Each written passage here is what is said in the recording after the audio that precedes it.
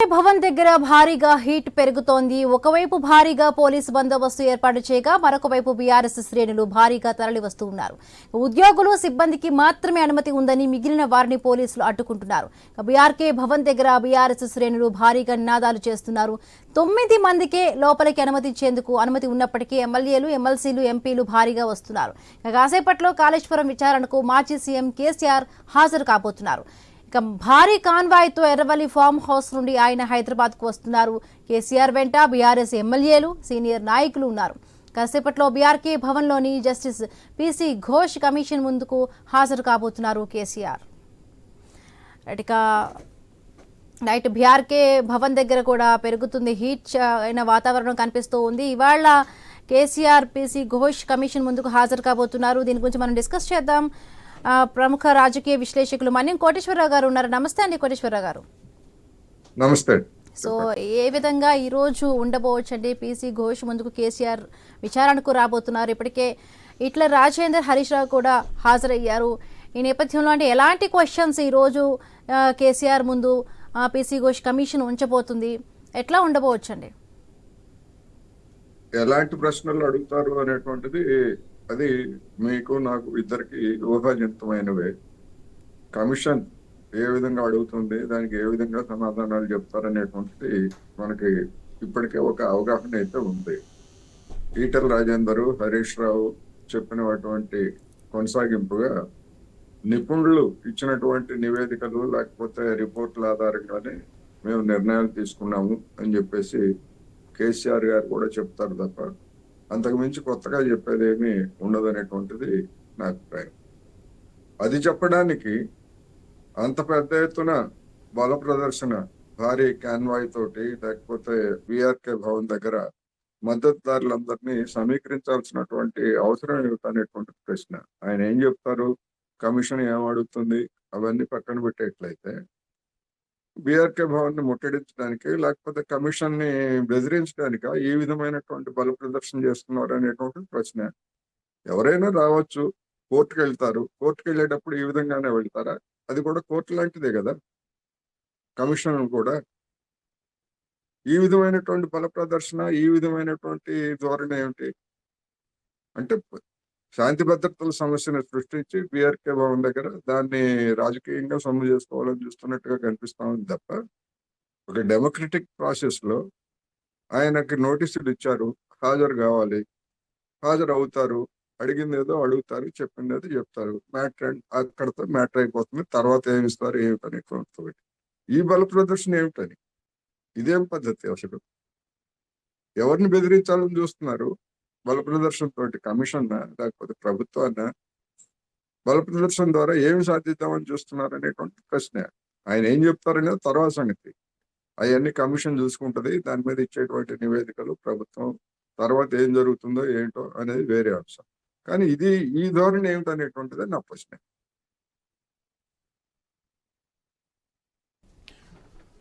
కోటేశ్వరరావు గారు, అయితే ఇక్కడ ఆల్రెడీ ఒక్కసారి ఈటెల రాజేందర్ని ప్రశ్నించారు, ఆ తర్వాత హరీష్ రావును ప్రశ్నించారు. సో ఒకరిని గంట సేపు, ఒకరిని 40 నిమిషాల సేపు ఈ ప్రశ్నించినటువంటి సంగతి మనం చూసాం. బట్ కేసీఆర్ విషయానికి వస్తే ఈ ప్రశ్నించేటువంటి సమయం ఇంకా ఎక్కువసేపు ఉండేటువంటి అవకాశాలు ఉంటాయి. ఎందుకంటే ఆ రోజు ప్రభుత్వ పెద్దలు చెబితేనే మేము చేసాము అన్నది అధికారులందరూ కూడా చెప్పినటువంటి అంశం. సో ఈ క్రాస్ క్వశ్చన్స్ ఎట్లా ఉండే ఛాన్సెస్ ఉన్నాయి? గతంలో ఇద్దరు ఇచ్చినటువంటి సమాధానాలు కానీ, గతంలో ఇద్దరిని అడిగేటువంటి ప్రశ్నలు కానీ, సో కేసీఆర్ వైపుని ఎట్లాంటి ప్రశ్నలు సంధించే అవకాశాలు ఉన్నాయి? అఫ్కోర్స్ ఊహాజనితం అయినా కానీ the variation and the cross questioning కానీ ఇంకా ఎక్కువ టైం తీసుకునే ఛాన్సెస్ ఉన్నాయనుకోవచ్చా? డెఫినెట్ గా ఏం జరుగుతుంది అనేది మనం ఊహించలేం. కానీ కేసీఆర్ చెప్పేటువంటి సమాధానాలను బట్టి లేదా కమిషన్ విచారించేటువంటి తీరును బట్టి కొద్దిసేపట్లోనే ముగించవచ్చు, లేకపోతే ఎక్కువ సమయం సాగించవచ్చు. ఎందుకు అంటే కేసీఆర్ ముఖ్యమంత్రిగా ఉన్నారు, గతంలో ముఖ్యమంత్రిగా పనిచేశారు. ఆ తీసుకున్నటువంటి నిర్ణయాలు సబ్ కమిటీ కావచ్చు, నిపుణుల కమిటీ కావచ్చు, లేదా మంత్రివర్గం కావచ్చు, అన్నిటికీ ఆయన లీడర్. దేనికైనా ఫైనల్ అథారిటీ ఆయనదే కనుక ఒక నిర్ణయం తీసుకున్నారు. ఆ నిర్ణయానికి సంబంధించి గతంలో ఇంజనీర్లు చెప్పినటువంటి అంశాలు, లేకపోతే ప్రభుత్వం దగ్గర ఉన్నటువంటి సమాచారం, ఈటెల రాజేందర్ కావచ్చు, లేకపోతే వీళ్ళు హరీష్ రావు గారు ఇచ్చినటువంటి సమాధానాలు, అదేవిధంగా కాళేశ్వరం కమిషన్ కాళేశ్వరం ప్రాజెక్ట్ నిర్మాణానికి దాన్ని ఒక స్పెషల్ పర్పస్ వెహికల్ పెట్టి ప్రత్యేకంగా రుణాలు తీసుకున్నటువంటి విషయాలు ఈ విధంగా చూసినప్పుడు అనేకమైనటువంటి ఉన్నాయి.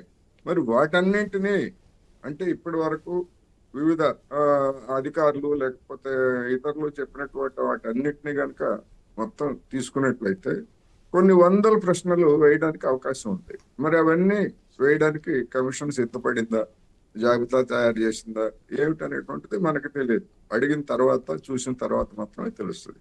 కానీ డెఫినెట్ గా మీరు నిర్ణయం తీసుకున్నారా, లేకపోయేట్లయితే నిపుణులు చెప్పినటువంటి దాన్ని మీరు కానీ ప్రభుత్వం కానీ సబ్ కమిటీ కానీ ఆమోదించిందా, ఇట్లాంటివి అనేకమైనటువంటి ప్రశ్నలు ఉంటాయి. దానికి ఆయన ఏం చెప్తారు ఏమిటి అనేటువంటి దానికి వచ్చేసరికి నా అభిప్రాయం ప్రకారం ఈటల రాజేందర్, హరీష్ రావు ఏం చెప్పారో దాన్నే రిపీట్ చేస్తారు తప్ప కొత్తగా దానికి భిన్నంగా చెప్పేటువంటి అవకాశాలు అయితే లేవనేది నా అభిప్రాయం. అంటే ఇక్కడ పాయింట్ ఒకటి, తెలంగాణకు నీళ్ళు ఇవ్వాలి, సాగునీరు అందాలి, తాగునీరు అందాలి. హైదరాబాద్ వరకు కాళేశ్వరం నీళ్ళు అందుతున్నాయి. సో ఇక్కడ ప్రాజెక్టుల సామర్థ్యం కూడా పెంచాలి, పూర్తి తెలంగాణకు రావాలని. సో దాంట్లో భాగంగానే డిపిఆర్లో అంటే సిడబ్ల్యూసీ నిర్ణయం మేరకు ఈ ప్రాజెక్టులో కొంత పెరుగుదల చేయడం జరిగింది. సో దీని నీటి నిల్వ సామర్థ్యం కూడా పెంచడం జరిగింది. సో పూర్తి రాష్ట్రానికి నీళ్ళు అందాలన్నటువంటి ఉద్దేశంతో ఈ ప్రాజెక్టును చేపట్టాం. అట్లాంటి దాహార్తిని తీర్చేటువంటి ప్రాజెక్టులో కనీసం ఇప్పటికీ రిపేర్లు చేయకుండా, ఈవెన్ ఎన్డీఎస్ఏ రిపోర్ట్ కూడా ఒకటే చెప్పింది, ఇమ్మీడియట్గా ఇక్కడ ఫ్లో ఆపాలి, at the same time immediate దీనికి రీకన్స్ట్రక్షన్ రిపేర్ చేయాల్సినటువంటి అవసరం ఉందని. బట్ ఈ 15 నెలల నుంచి రిపేర్ చేయకుండా దాన్ని పక్కన పెట్టడం అండ్ మోరోవర్ విచారణ విషయంలో ఎంత సాఫీగా నడుస్తుందో రిపేర్ల విషయంలో మాత్రం అట్లాంటిది ఏం నడవట్లేదు. పైగా అంటే ఎవరి సలహాలు తీసుకున్నారు, ఏ ఇంజనీర్ల సలహాలతోటి దీన్ని ప్రాజెక్ట్ని పక్కన పెట్టడం జరిగింది? ఇది పూర్తిగా పక్కన పెట్టాల్సినటువంటి ప్రాజెక్ట్ అయినా, లేదంటే విచారణ ఏంటో చూసిన తర్వాతనే దీని ప్రాజెక్ట్ విషయంలోకి వెళ్దాం అనుకున్నొచ్చా ప్రభుత్వం? ఎట్లా చూడొచ్చు? ఇప్పుడు ఎన్డీఎస్ఏ డ్యామ్ సేఫ్టీ అథారిటీ కొన్ని విషయాలు చెప్పింది. దాని మీద ప్రభుత్వం ఒక నిర్ణయం తీసుకోవాలి. 15 నెలలు అయినమాట వాస్తవం, 7.5 గడిచింది. దాని మీద సత్వరం నిర్ణయం తీసుకోవాల్సినటువంటిది ఉన్నది. దానికి ఇప్పుడు కమిషన్ విచారణకి సంబంధం ఉందని నేననుకోవట్లేదు. ఆ ప్రాజెక్టు నిర్మాణంలో జరిగినటువంటి అవకతవకలు అది డిజైన్ లోపమా, లేకపోయేట్లయితే నిర్మాణ లోపమా, లేకపోతే స్థల నిర్ణయంలో జరిగినటువంటి తప్పిదమా ఏమిటి అనేటువంటి విషయాలన్నీ కూడా ఇప్పటి వరకు చర్చకు వచ్చాయి. దాన్ని ఏ విధంగా రిపేర్ చేయాలి, రిపేర్ చేసేట్లయితే అందుకు అయ్యేటువంటి ఖర్చుని ఎవరు భరించాలి, గతంలో నిర్మాణం చేసినటువంటి సంస్థలు భరిస్తాయా? వాటికేమో సర్టిఫికెట్లు ఇచ్చేసారు మొత్తం దానికి సంబంధించి. సర్టిఫికెట్లు ఇచ్చేసిన తర్వాత మాకు మళ్ళా మేము అదనంగా మాకు కాంట్రాక్ట్లు ఇచ్చి మాకు డబ్బులు ఇస్తే మేము కట్టడానికి సిద్ధంగా ఉన్నాయనేటువంటిది గతంలో వాళ్ళు చెప్పారు. మరి ప్రభుత్వం ఏం నిర్ణయం తీసుకోవాలనేటువంటి నిర్ణయం తీసుకోవాలి. మీరు అన్నట్టుగా విచారణ కమిషన్ అంశాలు వేరు, అవును, దాని పునరుద్ధరణ లేకపోతే వినియోగం తీసుకురావడానికి వేరు. దానికి సంబంధించి ఇంతవరకు రాష్ట్ర ప్రభుత్వం నుంచి ఎలాంటి చొరవ కానీ లేదా ఏ విధమైనటువంటి కార్యాచరణ కానీ లేని మాట వాస్తవం. అందుకని ఈ సందర్భంగా ఒకవేళ కేసీఆర్ దాని గురించి ఏమన్నా ఆయన ఎదురు ప్రశ్నిస్తాడా కమిషన్ ని, ప్రభుత్వాన్ని? అది కాదు కదా. అందుకని ఈ రెండు సబ్జెక్టుల గురించి మనం మాట్లాడుకునేటువంటిది కమిషన్ విచారణ అంశాలు, దానికి నోటీసులు అందుకున్నటువంటి వాళ్ళు చెప్పేటువంటి అంశాలు. రెండో దానికి సంబంధించి కూడా మనం వేరే డిస్కషన్ పెట్టుకోవచ్చు, దానికి సంబంధించినటువంటి ప్రభుత్వం వాటి మీద. అందుకని ఇప్పుడు నా అభిప్రాయం ప్రకారం దీనికి పరిమితం అయితే వేరు లేదు. ఏ విషయాన్నైనా చర్చించాలంటే నాకేం అభ్యంతరం లేదు, ఏ విషయాన్నైనా చర్చించవచ్చు. నేను చెప్తున్నా కదా, డెఫినెట్ గా ప్రభుత్వం వైపు నుంచి ఆలస్యం జరిగింది. అది కావాలని చేశారా, లేకపోతే మళ్ళా నివేదికలు అనేటువంటివి సమగ్రంగా లేవా ఏమిటి అనేటువంటిది ప్రభుత్వ పెద్దలే సమాధానం చెప్పాలి. ముఖ్యంగా ఇరిగేషన్ శాఖ మంత్రి కావచ్చు, ముఖ్యమంత్రి కావచ్చు, దానికి సమాధానం చెప్పాల్సినటువంటి అవసరం అయితే ఉంది అనేది నేను మరోసారి చెప్పదలుచుకున్నాను. రైట్. సో మొత్తానికి బీఆర్కే భవన్ కు కేసీఆర్ భారీ కాన్వాయ్ తో బయలుదేరారు. కేసీఆర్ తో పాటు భారీగా బీఆర్ఎస్ పార్టీ నాయకులు, కార్యకర్తలు అంతా కూడా బయలుదేరారు. ఒక భారీ కాన్వాయ్ తో కాళేశ్వరం కమిషన్ ఏదైతే బీసీ ఘోష్ కమిషన్ ముందు కేసీఆర్ భారీ కాన్వాయ్ తో రాబోతున్నారు. మరి కాసేపట్లోనే కేసీఆర్ కాళేశ్వరం సంబంధించినటువంటి కమిషన్ ముందు హాజరు కాబోతున్నారు. జస్టిస్ ఘోష్ కమిషన్ చేపట్టినటువంటి విచారణ ఆల్మోస్ట్ ముగింపు దశకు చేరుకుందని చెప్పాలి. సో ఈ రోజు మాజీ ముఖ్యమంత్రి కేసీఆర్ కమిషన్ ముందు మరి కాసేపట్లో హాజరు కాబోతున్నారు. ఇంతకు ముందే కాసేపటి ముందే కేసీఆర్ ఫామ్ హౌస్ నుంచి భారీ కాన్వాయ్తో బయలుదేరారు. కేసీఆర్ తో పాటు కేవలం 9 మందికి మాత్రమే లోపలికి వెళ్లేందుకు, విచారణకు కేసీఆర్ తో పాటు లోపలికి వెళ్లేందుకు అనుమతి లభించింది. దాంట్లో మధుసూదనాచారి, హరీష్ రావు, ప్రశాంత్ రెడ్డి, వద్దిరాజు రవిచంద్ర తో పాటు ఆర్ఎస్ ప్రవీణ్ కుమార్, పద్మరావు గౌడ్, మహమూద్ అలీ, బండారు లక్ష్మారెడ్డి. సో వీరికి మాత్రమే ప్రస్తుతానికి కేసీఆర్ తో పాటు లోపలికి వెళ్లేందుకు అనుమతి లభించింది. మరోవైపు కేసీఆర్ కి సంఘీభావం తెలపడానికి అటు బోయిన్పల్లి క్యాంప్ ఆఫీస్ నుండి కూడా భారీ ర్యాలీతో బీఆర్కే భవన్ కు బయలుదేరారు మేడ్చల్ శాసనసభ్యులు మల్లారెడ్డి. సో మల్లారెడ్డితో పాటు భారీ కాన్వాయ్తో ఆయన బయలుదేరారు. సో ఇప్పటికే అటు సిద్దిపేట, ఎర్రవెల్లి ఫామ్ హౌస్ నుండి మాజీ ముఖ్యమంత్రి కేసీఆర్ బయలుదేరినటువంటి నేపథ్యంలో ఒక భారీ ర్యాలీతో బయలుదేరారు. సో బీఆర్ఎస్ పార్టీ ఒక బల ప్రదర్శన ఈరోజు చేస్తున్నది స్పష్టంగా కనిపిస్తోంది. ఈ బల ప్రదర్శన పైన కూడా చాలా కామెంట్స్ వస్తున్నాయి. ఇది ప్రభుత్వానికి చూపిస్తున్నారా, ప్రజలకు చూపిస్తున్నారా, కమిషన్కు చూపిస్తున్నారా ఈ బల ప్రదర్శన అన్నటువంటి ప్రశ్నలు కూడా వినిపిస్తున్నాయి. బట్ ఏదేమైనా కానీ మాజీ ముఖ్యమంత్రికి కాళేశ్వరం ప్రాజెక్టుకు సంబంధించి నోటీసులు ఇచ్చినటువంటి క్రమంలో ఇప్పటికే అధికారులందరినీ కూడా దీంట్లో విచారణ చేయడం జరిగింది. ఆ తర్వాత మంత్రుల్ని, అంటే ఆనాటి మంత్రుల్ని కూడా దీంట్లో విచారణ చేయడం జరిగింది. ఈటెల రాజేందర్ తో పాటు హరీష్ రావు, ఇప్పుడు చివరగా కేసీఆర్ వంతు వచ్చింది. సో ఈ విచారణ ఎట్లా జరగబోతోంది, ఎంత డ్యూరేషన్ విచారణ జరగబోతోంది, ఏమేం ప్రశ్నలు సంధించబోతున్నారు, ఇవన్నీ కూడా ప్రధానంగా ఒక చర్చ అయితే నడుస్తోంది. సో కమిషన్ ముందుకు మరి కాసేపట్లోనే కేసీఆర్ హాజరు కాబోతున్నారు. రైట్, మా కరెస్పాండెంట్ స్వామి అందుబాటులో ఉన్నారు. స్వామి, గుడ్ మార్నింగ్. ఏం జరుగుతోంది? సో ఎంతసేపట్లో కేసీఆర్ అక్కడికి చేరుకోబోతున్నారు? లేటెస్ట్ అప్డేట్స్ ఏంటి అక్కడి నుంచి?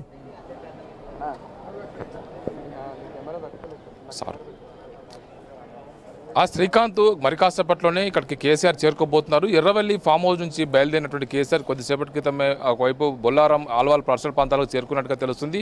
మరికొద్ది నిమిషాల్లోనే ఆయన బీఆర్కే భవన్ పరిసర ప్రాంతాలకు చేరుకునే అవకాశం కనబడుతుంది. బీఆర్కే పరిసర ప్రాంతాల్లో కేసీఆర్ భారీ కాన్వాయ్తో వస్తున్నందుకు కూడా పార్టీ కార్యకర్తల నాయకులు పెద్ద ఎత్తున ఇక్కడికి తరలి వస్తున్నారు. వారిని నియంత్రించడం కోసం భారీ పోలీస్ బందోబస్తును పోలీసులు ఇప్పటికే ఏర్పాటు చేశారు. మొన్న హరీష్ రావు వచ్చినప్పుడే 100 మంది కార్యకర్తలతో ఏరియా అంతా కూడా అడగబడింది. ఈరోజు కేసీఆర్ వస్తుందంటే బీఆర్ఎస్ పార్టీ ఉమ్మడి హైదరాబాద్, ఉమ్మడి రంగారెడ్డి జిల్లాలకు సంబంధించిన పెద్ద ఎత్తున కూడా కార్యకర్తలు, నాయకులు తరలి వస్తారని చెప్పేసి ముందస్తుగానే గుర్తించినటువంటి పోలీసులు పటిష్టమైన బందోబస్తును ఏర్పాటు చేశారు. ఇప్పటికే ఆదర్శ్ నగర్ ఎమ్మెల్యే క్వార్టర్స్ ఉన్నటువంటి తలసాని నివాసం వద్దకు మాజీ మంత్రి సబితా ఇంద్రారెడ్డి, మల్లారెడ్డి, ఒకవైపు మాధవన్ కృష్ణారావుతో సహా హైదరాబాద్ నగరంలో ఉన్నటువంటి పలువురు ఎమ్మెల్యేలు, ఎమ్మెల్సీలు నగర వ్యాప్తంగా తరలి వచ్చేటువంటి, రాష్ట్రవ్యాప్తంగా తరలి వచ్చే వారంతా కూడా అక్కడికి వెళ్ళి ఆడ వెయిట్ చేస్తారు. పోలీసులు ఎవరిని కూడా ఈ పరిసర ప్రాంతాల్లో ఉండడానికి అనుమతించట్లేదు. అయితే మొత్తానికి అది ఈరోజు జరుగుతున్నటువంటి విచారణకు సంబంధించి కేసీఆర్ని ఎలాంటి క్వశ్చన్స్ అడుగుతారు, ఈరోజు ఏ సబ్జెక్టు పైన కేసీఆర్ను టార్గెట్ చేసే అవకాశం ఉందనేది కూడా అందరూ కూడా చర్చించుకుంటున్నారు. ప్రధానంగా బీఆర్ఎస్ పార్టీ నేతలు చెప్తున్నది ఏంటంటే, గతంలో జస్టిస్ శ్రీకృష్ణ కమిషన్ ముందు తెలంగాణ కోసం ఏ విధంగా అయితే కేసీఆర్ పోరాటం చేసి నివేదిక ఇవ్వడం కోసం వెళ్ళడం జరిగిందో, ఇప్పుడు మరోసారి తెలంగాణ ప్రయోజనాల కోసం, తెలంగాణ కట్టినటువంటి అత్యంత ముఖ్యమైన ప్రాజెక్టు విషయంలో కాంగ్రెస్ చేస్తున్నటువంటి ఈ దుష్ప్రచారానికి చెక్ పెట్టడం కోసమే కేసీఆర్ వస్తున్నారనేది కూడా వారు చేస్తున్నటువంటి ఒకవైపు ప్రచారం. ప్రధానంగా బీఆర్ఎస్ పార్టీ మొదటి నుంచి కూడా తెలంగాణ సాధించినటువంటి కేసీఆర్కు, తెలంగాణను రాష్ట్రంలో 2 సార్లు అధికారంలోకి వచ్చి తెలంగాణను ప్రగతి పథంలోకి తీసుకెళ్లినటువంటి కేసీఆర్కు నోటీసులు ఇవ్వడం అంటేనే తెలంగాణకు నోటీసులు ఇచ్చినట్టు అని చెప్పేసి కూడా ఒకవైపు ఎదురుదాడి చేస్తున్నారు. ఇది కాళేశ్వరం కమిషన్ కాదు, ఇది కాంగ్రెస్ కమిషన్ అని చెప్పేసి కూడా వాళ్ళు దీనికి సంబంధించి మొదటి నుంచి ఎదురుదాడి చేసే ప్రయత్నం చేస్తారు. ప్రధానంగా ఇప్పటికే ఈ కాళేశ్వరం కమిషన్ మే 31వ తేదీకే గడువు పూర్తయినప్పటికీ కూడా మరొక 2 నెలల గడువును ఈ కాంగ్రెస్ ప్రభుత్వం, రాష్ట్ర ప్రభుత్వం పొడిగించి జూలై 31 వరకు కమిషన్ గడువును పెంచింది. కమిషన్ గడువు పెంచిన తర్వాతనే కేసీఆర్కు, హరీష్ రావుకు, ఈటెల రాజేందర్కు నోటీసులు ఇచ్చింది. ప్రధానంగా ఇప్పటికే పలువురు ఇంజనీర్లను, అధికారులను, బ్యూరోక్రాట్స్ను, సివిల్ సర్వెంట్స్ని, ఒకవైపు కాంట్రాక్ట్ సంస్థలకు సంబంధించినటువంటి సిబ్బందిని ప్రశ్నించినటువంటి కమిషను ఇప్పుడు విధానపర నిర్ణయాల కోసమే ఒకవైపు కేసీఆర్, అదేవిధంగా హరీష్ రావు, ఇటు ఈటెల రాజేందర్ను ప్రశ్నిస్తుందని చెప్పేసి అంతా అనుకుంటున్నారు. ప్రధానంగా ఈ కాళేశ్వరం ప్రాజెక్టులో కట్టినటువంటి 3 కాంపోనెంట్స్ ఏదైతే Medigadda barrage, Annaram barrage, Sundilla barrage, 3 బ్యారేజుల్లో వీటిని క్వాలిటీ లేకుండా కట్టారు. వీటికి సంబంధించి ఆర్థిక అవకతవకలకు పాల్పడ్డారు. ఇక్కడ విధానపర నిర్ణయాలు లోటుపాట్లు ఉన్నాయి. గత రిటైర్డ్ రిటైర్డ్ ఇంజనీర్ ఇచ్చినటువంటి నివేదికలను తొక్కిపెట్టి కేసీఆర్ స్వయంగా ఇలాంటి నిర్ణయాలు తీసుకున్నారనేది కూడా వాళ్ళు చెప్తున్నటువంటి ప్రచారం. గత అసెంబ్లీ ఎలక్షన్స్కు ముందు మేడిగడ్డ బ్యారేజ్లో పియర్ నెంబర్ 7లో 2 పిల్లర్స్ కుంగిపోయిన తర్వాత అప్పుడు ఏఐసీసీ అధ్యక్షులుగా ఉన్నటువంటి రాహుల్ గాంధీ, పీసీసీ అధ్యక్షులుగా ఉన్నటువంటి రేవంత్ రెడ్డి ఇద్దరు అక్కడ వెళ్ళి ఈ మొత్తం వీటి నాణ్యత లేకుండా బ్యారేజ్లను నిర్మించారు, ఇవి పూర్తిగా కొట్టుకుపోయేలా ఉన్నాయి, ఇవి పూర్తిగా కాళేశ్వరం కాదు, ఇది కూలేశ్వరం అని చెప్పేసి కూడా ఎదురుదాడి చేస్తుంటూ వచ్చారు. దానికి సంబంధించి ఒకవైపు మా ప్రభుత్వం ఏర్పడిన తర్వాత మేము ఖచ్చితంగా విచారణ చేయిస్తాము, దీని మీద ఖచ్చితంగా కమిషన్లు వేస్తామని చెప్పేసి ముందుగానే ప్రకటించినటువంటి కాంగ్రెస్ ప్రభుత్వం, కాంగ్రెస్ పార్టీ ఇప్పుడు కాంగ్రెస్ ప్రభుత్వం వచ్చిన తర్వాత ఇటు కాళేశ్వరం పైన జస్టిస్ పినాకిని ఘోష్ సుప్రీంకోర్టులో జస్టిస్ గా పనిచేసినటువంటి జస్టిస్ పినాకిని ఘోష్ నేతృత్వంలో ఆయన చైర్మన్ గా ఈ కమిషన్ ఏర్పాటు చేశారు. బట్ స్వామి ఇక్కడ కొన్ని కంపారిజన్స్ మనం ఒకసారి చర్చిద్దాం. ఈటెల రాజేందర్ ఆ రోజు ఉన్నారు ప్రభుత్వంలో, హరీష్ రావు ప్రభుత్వంలో ఉన్నారు, ఒకరు ఆర్థిక మంత్రిగా ఉన్నారు, ఒకరు ఇరిగేషన్ శాఖ మంత్రిగా ఉన్నారు, ముఖ్యమంత్రిగా కేసీఆర్ ఉన్నారు. సో ఇప్పుడు ఫైనల్గా ముఖ్యమంత్రి వర్షన్ వచ్చింది, మాజీ ముఖ్యమంత్రి వర్షన్ వచ్చింది. కాళేశ్వరం కమిషన్ విషయంలో కాళేశ్వరం ప్రాజెక్ట్ ఎక్కడ కట్టాలన్నది ఫైనాన్స్ డిపార్ట్మెంట్కి సంబంధం లేదు, అది మాకు సంబంధం లేని విషయం, నేను కేవలం బడ్జెట్ అలొకేషన్స్ మాత్రమే చూస్తాను అన్నది ఈటెల రాజేందర్ చెప్పినటువంటి విషయం. అండ్ మోరోవర్ ఏంటంటే ఎవరికి ఎంత బడ్జెట్ విడుదల చేశారన్నది కార్పొరేషన్ పరిధిలో జరిగింది. ఆ లోన్ కూడా కార్పొరేషన్ తీసుకున్నటువంటి లోను, కార్పొరేషనే దానికి సంబంధించి పూర్తిగా బడ్జెట్ అలొకేషన్ చేసింది తప్ప ఇది ఫైనాన్స్ డిపార్ట్మెంట్కి సంబంధం లేదు అని ఆయన చెప్పినటువంటి విషయం. సో ప్రాజెక్ట్ని ఎక్కడ తప్పుకోవట్లేదు, కాకపోతే ఆర్థికపరమైనటువంటి అంశాల మీద ఈటెల రాజేందర్ మాట్లాడారు. ఆ తర్వాత హరీష్ రావు వర్షన్ కూడా మనం పూర్తిగా చూసాం. ఎక్కడ కూడా ఇది ప్రజాప్రతినిధులకు సంబంధం లేదు, అధికారులకు సంబంధించినటువంటి విషయం అని చెప్పేసి. బట్ ఇప్పుడు కేసీఆర్ వర్షన్ ఎట్లా ఉండొచ్చు, కేసీఆర్ ఏమేం ప్రశ్నలు సంధించేటువంటి అవకాశాలు ఉన్నాయి, సో ఎట్లాంటి మనం ఊహాజనితంగా ఇక్కడ మాట్లాడుకోవచ్చు?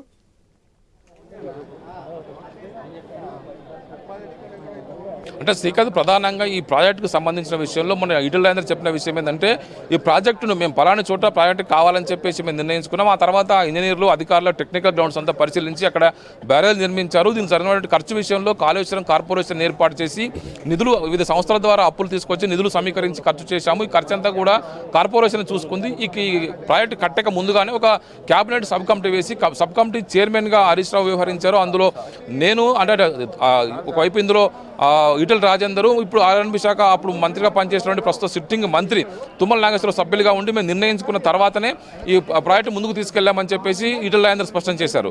కానీ ఎక్కడ కూడా ఆయన గత ప్రభుత్వం మేము విధానపర నిర్ణయాలు తీసుకున్నామే తప్ప టెక్నికల్ గ్రౌండ్స్ అంతా కూడా ఇంజనీర్లు, అధికారులు, సిబ్బంది చూసుకున్నారు, మిగతా అంతా కూడా వారికే తెలుసు అని చెప్పేసి కూడా ఆయన స్పష్టంగా చెప్పారు. ఆ తర్వాత మన 9వ తేదీన జరిగినటువంటి విచారణలో హరీష్ రావు అప్పుడు ఇరిగేషన్ శాఖ మంత్రిగా హాజరయ్యారు. ఆయన కూడా ఈ ప్రాజెక్టును ఎందుకు తమ్మిడిహట్టి నుంచి మేడిగడ్డకు మార్చాల్సి వచ్చింది, ఉమ్మడి ఆంధ్రప్రదేశ్ రాష్ట్రంలో అప్పుడు ఉమ్మడి మహారాష్ట్రలో అదేవిధంగా కేంద్రంలో కూడా 3 చోట్ల కూడా కాంగ్రెస్ ప్రభుత్వం ఉన్నది. ఈ తమిళనాడు వద్ద తలపెట్టిన ప్రాజెక్టుకు సంబంధించి అనుమతులు తీసుకురాకుండా వాళ్ళు జాప్యం చేశారు. అక్కడ చాప్రాల్ వైల్డ్ లైఫ్ శాంక్చురీ ఉంది, దానికి సంబంధించి పర్మిషన్ రావాలనే ఉద్దేశంతో పూర్తి స్థాయిగా ప్రాజెక్టు ముందుకు పోదు. ఒకవేళ మహారాష్ట్ర కనుక ఒప్పుకోవట్లేదు, అక్కడ పెద్ద ఎత్తున ప్రజా ఉద్యమాలు జరుగుతున్నాయి, ఈ ప్రాజెక్టుకు వ్యతిరేకంగా పెద్ద ఎత్తున సబ్మెర్జెన్స్ వస్తుందని చెప్పేసి మహారాష్ట్ర అభ్యంతరం వ్యక్తం చేస్తుంది. అందుకోసం మేము పరిశీలించాము. మహారాష్ట్రలో ఎన్ని విధాల బతిలాడినా కూడా వాళ్ళు ఒప్పుకోలేదు. ఆ తర్వాత 152 మీటర్ల ఎత్తులో కట్టాల్సినటువంటి బ్యారేజ్ కాస్త వాళ్ళు 148 కట్టుకోమన్నారు. అలా కట్టుకుంటే 45, 50, 60 టీఎంసీ లోపే మనం వాడుకునే వెసులుబాటు ఉంటుంది. సెంట్రల్ వాటర్ కమిషన్ కూడా మీరు ప్రత్యామ్నాయం ఆలోచించుకోవాలని సూచించిన తర్వాతనే మేము మేడిగడ్డ వైపు మన ఆలోచన మార్చుకున్నామనేది కూడా వాళ్ళ ఆధారాలతో సహా మహారాష్ట్ర ఇచ్చినటువంటి డాక్యుమెంట్స్, సెంట్రల్ వాటర్ కమిషన్ ఇచ్చిన డాక్యుమెంట్స్ అన్నింటి కూడా పూర్తి స్థాయిగా కమిషన్ ముందు హరీష్ రావు పెట్టడం జరిగింది. అయితే ప్రధానంగా ఇందులో ఏం జరిగిందంటే తమ్మిడిహట్టి వద్ద నుంచి మేడిగడ్డ వరకు బ్యారేజ్ మార్చడంలోనే జరిగినటువంటి విధానపరమైన నిర్ణయాన్ని కూడా ఇప్పుడు కమిషన్ విచారిస్తుంది.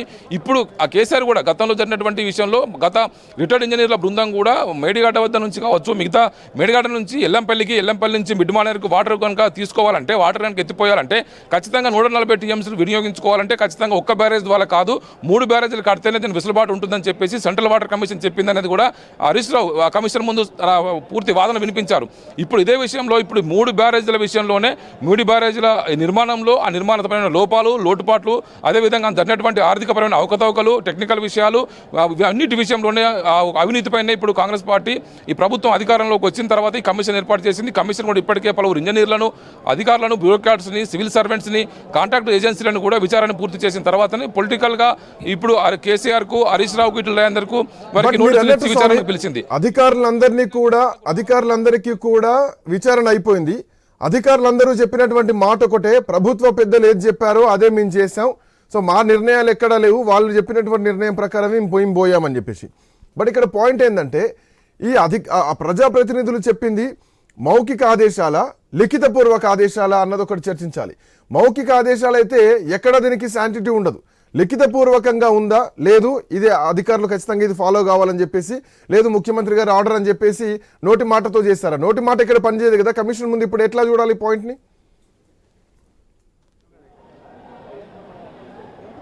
అంటే ప్రధానంగా ప్రతి విషయంలో కూడా ఇది క్యాబినెట్ అప్రూవల్ ద్వారానే, ప్రతిదీ కూడా ఆర్డర్ ద్వారానే చేసినటువంటి పని. ఒక గత ప్రభుత్వం ఒక పలానా చోట ఒక ప్రాజెక్టు కావాలి, 3 బ్యారేజ్లు కట్టాలనుకుంటున్నామని చెప్పేసి విధానపరమైన నిర్ణయం, పాలసీ నిర్ణయం తీసుకున్న తర్వాతనే అధికారులు, ఇంజనీర్లు అందులో ఇన్వాల్వ్ అయ్యి దీన్ని జరిగినటువంటి టెక్నికల్ ఇష్యూలు కావచ్చు నిర్మాణం కొనసాగిస్తారు. ఏ ప్రభుత్వంలోనే సరే ఒక విధానపరమైన నిర్ణయం ప్రభుత్వం తీసుకుంటుంది, ఆ ప్రభుత్వంలో ఉన్నటువంటి ఎగ్జిక్యూటివ్స్ అంతా కూడా దీన్ని ఇంప్లిమెంట్ చేస్తారు. ఇక్కడ కూడా అదే జరిగింది. మాకు మేడిగడ్డ వద్ద, అన్నారం వద్ద, సున్నీల వద్ద బ్యారేజీలు కావాలనే విషయాన్ని కూడా ప్రభుత్వం విధానపరమైన నిర్ణయం తీసుకున్న తర్వాతనే ఇంజనీర్లు దాన్ని పూర్తి స్థాయిగా దాన్ని ఎగ్జిక్యూట్ చేయగలిగారు. అక్కడ వాటర్ ఎంతవరకు అవైలబిలిటీ ఉందన్న విషయానికి సంబంధించి సెంట్రల్ వాటర్ కమిషన్ నుంచి పూర్తి స్థాయి నివేదిక తెప్పించుకొని సెంట్రల్ వాటర్ కమిషన్ సూచన మేరకే మేము తమిళనాడు నుంచి మేడిగడ్డ, అన్నారం, సుందిలకు మేము మార్చుకోగలిగాము. మీరు 3 బ్యారేజీలు కట్టుకుంటే తప్ప మీరు 140 టీఎంసీల వాటర్ని మీరు వినియోగించుకోలేరని చెప్పేసి సెంట్రల్ వాటర్ కమిషన్ చెప్పింది. కాబట్టే మేము ఈ నిర్ణయం తీసుకున్నామనేది కూడా ఇప్పుడు గత బీఆర్ఎస్ ప్రభుత్వంలో పనిచేసినటువంటి మంత్రులు వాళ్ళంతా కూడా చెప్తున్నటువంటి విషయం.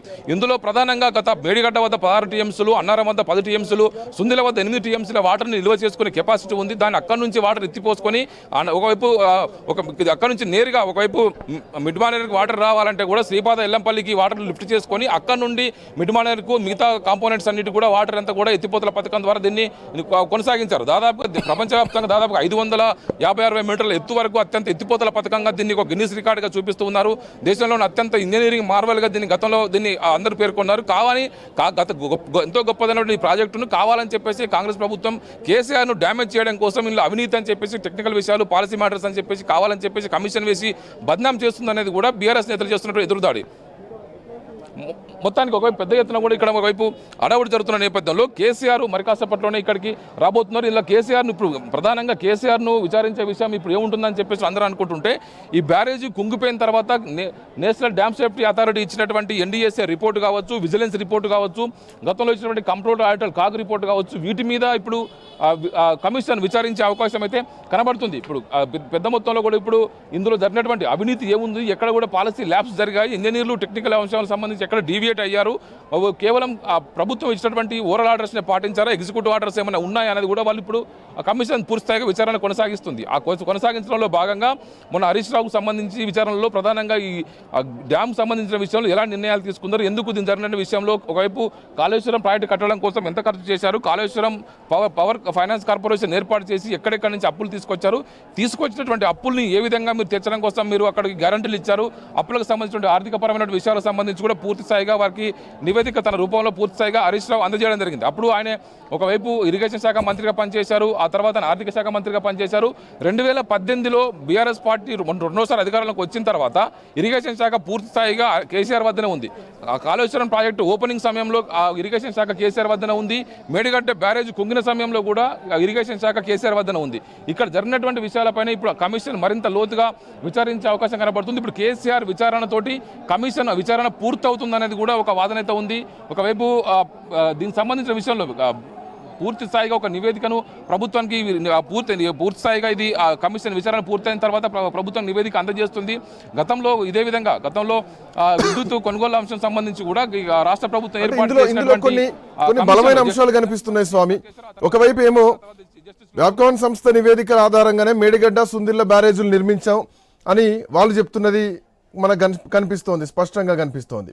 ఇంకోవైపు మేడిగడ్డ, సుందిళ్ల బ్యారేజ్లు కూడా ఆ నిర్మాణం సరిగ్గా లేదు, నిర్మాణ దశ సరిగ్గా లేదంటూ కూడా అన్నారు. సుందిళ్ల బ్యారేజ్లకు కూడా సమస్యలు ఉన్నాయని చెప్పేసి ఎన్డీఎస్సీ రిపోర్ట్లో వచ్చినటువంటి అంశం.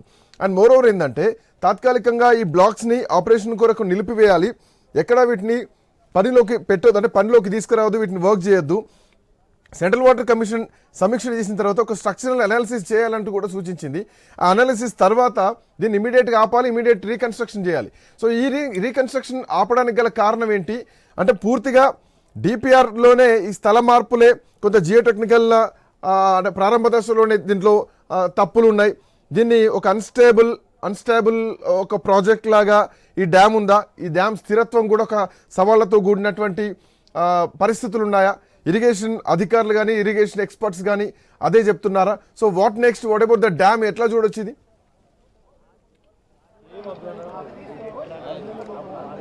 అంటే మొత్తం కాళేశ్వరం దాదాపుగా 92,000 కోట్ల వ్యయంతో కట్టినటువంటి కాళేశ్వరం ప్రాజెక్టులో ఈ మేడిగడ్డ బ్యారేజ్ అనేది కూడా ఒకవేళ 4,000 కోట్లకు పైగా ఖర్చు చేసి కట్టినటువంటి బ్యారేజ్. అందులో 7 నెంబర్ పియర్స్లో కూలిపోయినటువంటి 2 పిల్లర్స్తో కలిపి మొత్తం ఖర్చు అంతా కూడా మళ్ళీ కడితే కనుక 250 కోట్లు కూడా ఖర్చు కాదు. మొత్తం ఇంత ప్రాజెక్టులో కేవలం 100 కాంపోనెంట్లో ఒక్కో కాంపోనెంట్లో 2 పిల్లర్లు కుంగిపోతేనే మొత్తం ప్రాజెక్ట్ అంతా కూడా మీరు దీన్ని పనికిరానిదిగా చూపించేది కాంగ్రెస్ ప్రభుత్వం ప్రయత్నం చేస్తుంది. ఈ మూడు బ్యారేజీలు ఇప్పుడు వాటర్ నింపకుండా దీనికి సంబంధించి రైతులకు నష్టం చేకూరుస్తున్నారు. గత సంవత్సరం పెద్ద ఎత్తున వర్షాలు కురిశాయి కాబట్టి పెద్ద ఎత్తున వాటర్ వచ్చింది కాబట్టి రైతులకు ఇబ్బంది కాలేదు. రైతులకు ఏదైనా కరువు పరిస్థితి డ్రాట్ పరిస్థితి వచ్చినప్పుడు మాత్రమే మనం దీన్ని పూర్తిస్థాయిగా వినియోగించుకుంటామనేది కూడా బీఆర్ఎస్ పార్టీ చేస్తున్నటువంటి ఆరోపణ. ఒకటి దీనికి సంబంధించిన వాళ్ళు చెప్తున్నటువంటి వాదన. కాంగ్రెస్ పార్టీ ఏం చెప్తుంటే వీటి పూర్తిగా నాణ్యతారహితంగా కట్టారు, ఇది పూర్తిగా అన్స్టేబుల్ ప్రాజెక్టు, ఇసుకలో కట్టారు, ఇంత పెద్ద మొత్తంలో వాటర్ నిలిపితే ప్రాజెక్టు ఉండదు అనేది కూడా ఇప్పుడు వాళ్ళు చేస్తున్నటువంటి వాదన. ఖచ్చితంగా దీనికి సంబంధించిన డిపిఆర్ సరిగా లేదు, దీన్ని సంబంధించినటువంటి గ్రౌండింగ్లో సరిగా నిర్మాణ పరంగా నాణ్యత లేకుండా నిర్మించారు అనేది కూడా చెప్తున్నటువంటి విషయం. ఆ తర్వాతనే ఎన్డీఎస్ఏ ఏదైతే పిల్లర్స్ కుంగిపోయిన తర్వాత national dam safety authority, central water commission ఆధ్వర్యంలో పనిచేసేటువంటి వాటర్ ఎన్డీఎస్ఏ ఆ తర్వాత దీనికి సంబంధించి ప్రాథమిక నివేదికను ఇచ్చింది. ఇందులో కొన్ని నిర్మాణ పైన లోపాలు ఉన్నాయి, నాణ్యత సరిగా లేదు, దీనికి సంబంధించినటువంటి గ్రౌండింగ్ పుట్టింగ్ సరిగా చేయలేదు అని చెప్పేసి కూడా వాళ్ళంతా కూడా కొంత లోపాలు అనేది ఎత్తి చూపారు. ఆ తర్వాత మధ్యంతర నివేదికను రీసెంట్గా తుది నివేదికను ఎన్డీఎస్ఏ అందజేసింది. కానీ ఎన్డీఎస్ఏ నివేదికను కూడా బీఆర్ఎస్ పార్టీ తప్పుపడుతుంది. ఇది ఎన్డీఎస్ఏ నివేదిక కాదు, ఎన్డీఏ నివేదిక.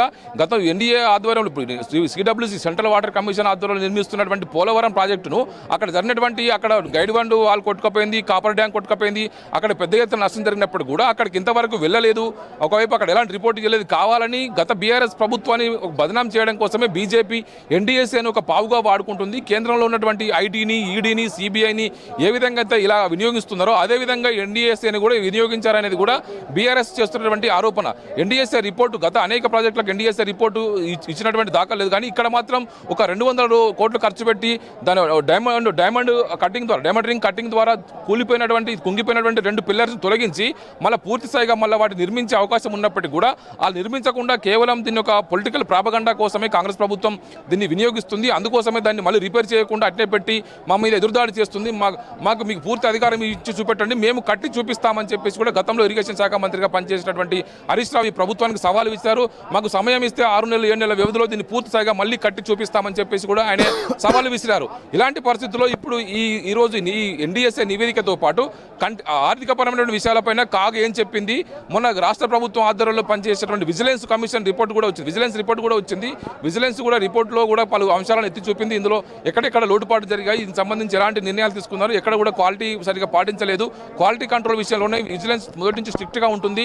ఆ విషయాలకు సంబంధించి ఇప్పుడు vigilance report, NDSA report, CAG report వీటితో పాటు గత ప్రభుత్వంలో తీసుకున్నటువంటి విధానపర నిర్ణయాలు ఏవైతే పాలసీ మ్యాటర్స్ ఉన్నాయో వాటన్నింటి విషయంలోనే కేసీఆర్ను ప్రధానంగా ఈ కమిషన్ ప్రశ్నించే అవకాశం కనబడుతుంది. ఇప్పటికే దీనికి సంబంధించి రెండు ఒకవైపు ఆర్థికపరమైన విషయాలతో పాటు ఇప్పటికే గతంలో ఆర్థిక శాఖ మంత్రిగా పనిచేసినటువంటి ఈటెల రాజేందర్ని విచారించింది. ఆ తర్వాత ఇరిగేషన్ శాఖ మంత్రిగా పనిచేసినటువంటి హరీష్ రావును విచారించింది. ఇప్పుడు అప్పుడు ముఖ్యమంత్రిగా ఉండి మొత్తం తన మేధస్సును కరిగించి తన పూర్తి స్థాయిగా తన ఆలోచనల నుంచి వచ్చినటువంటి రీడిజైనింగ్ ద్వారా వచ్చినటువంటి ప్రాణహిత చేవల ప్రాజెక్టుని రీడిజైనింగ్ చేసి మేము కాళేశ్వరం కట్టామని చెప్పేసి కేసీఆర్ చెప్తున్న విషయం. ఇప్పుడు అదే విషయాన్ని కేసీఆర్ను టార్గెట్ చేసి ఇప్పుడు కమిషన్ విచారించే అవకాశం కనబడుతుంది. కేసీఆర్ను ప్రధానంగా NDSA report, CAG report, vigilance report పాటు మిగతా అన్ని పాలసీ మ్యాటర్స్ విషయంలోనే ప్రధానంగా కేసీఆర్ను పీసీ ఘోష్ కమిషన్ విచారించే అవకాశం కనబడుతుంది. శ్రీకాంత్.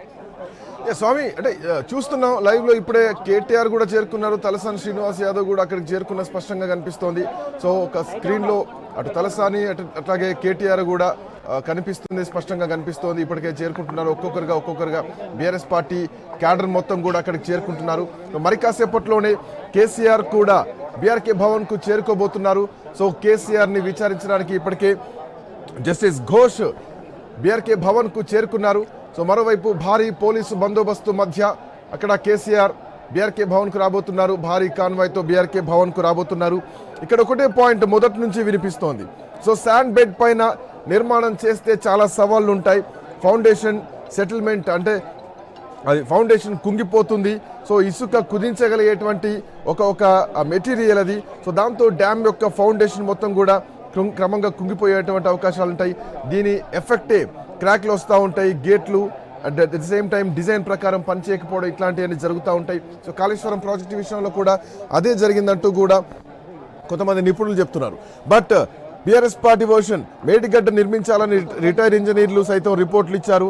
అన్నారం సుందిల్ల లొకేషన్ మార్చడం పైన ఏమైనా చర్యలు తీసుకున్నారంటే లొకేషన్ మార్పు అంశం పూర్తిగా టెక్నికల్ అండ్ జియోలాజికల్ సంబంధించినటువంటి రిపోర్ట్ల ఆధారంగానే లొకేషన్లు మార్చడం జరిగిందని చెప్పేసి. బ్యారేజ్ల ప్రాజెక్టులు లొకేషన్లు మార్చడం ఇప్పుడు కొత్త ఏం కాదు. బట్ ఇసుక ఉన్నటువంటి ప్రాంతాల్లో ఎట్లాంటి ఫౌండేషన్ ఉండాలి, ఏంటి, ఎట్లాంటి జాగ్రత్తలు తీసుకున్నారు అన్నది ప్రధానంగా ఇక్కడ మాట్లాడుకోవాల్సినటువంటి అంశం. జనరల్గా రాకీ ఫౌండేషన్ అంటే బండ నేలలు ఉండాలా, అండ్ గోదావరి పైన బండి ఉండేటువంటి ఛాన్స్ లేదు. బట్ డిపిఆర్లో మార్చాల్సినటువంటి అవసరం ఏంది, ఆ డిపిఆర్కు ఈ డిపిఆర్కు ఉన్నటువంటి పొంతనేంటి, డిపిఆర్ను ఎందుకు మార్చాల్సి వచ్చింది, ఎందుకు లిఫ్ట్ చేయాల్సినటువంటి అదనంగా లిఫ్ట్ చేయాల్సినటువంటి పరిస్థితి వచ్చింది. సో ఈ ప్రశ్నలు ప్రధానంగా సంధిస్తుంటే దీనికి మహారాష్ట్ర ఒప్పుకోలేదు కాబట్టి తుమ్మిడిహెట్టి దగ్గర నుంచి మేడిగడ్డకు మార్చామన్నది ప్రధానంగా బీఆర్ఎస్ పార్టీ చెప్తున్నటువంటి అంశం. సో ఈ అంశం పైన ఇప్పటికే అటు కాళేశ్వరం ప్రాజెక్టు విషయంలో ఎప్పుడైతే పిల్లర్లు కుంగిపోవడం జరిగినాయో ఆ పిల్లర్లు కుంగిపోయినటువంటి ప్రకారంగా ఎన్డీఎస్ఏ కూడా స్పష్టంగా నివేదికలో చెప్పడం జరిగింది. Barrage was build on a week foundation of sand bed without adequate soil testing and proper design consideration అని చెప్పడం జరిగింది. దీనివల్ల డ్యామ్ దెబ్బతిన్నది. పిల్లర్ నెంబర్ 7 నుంచి 15 వరకు అంటూ కూడా 2023-24లో ఇది ఎన్డీఎస్ఏ ఇచ్చినటువంటి రిపోర్ట్. సో ఇట్లాంటి నేపథ్యంలో బ్యారేజ్ మొత్తం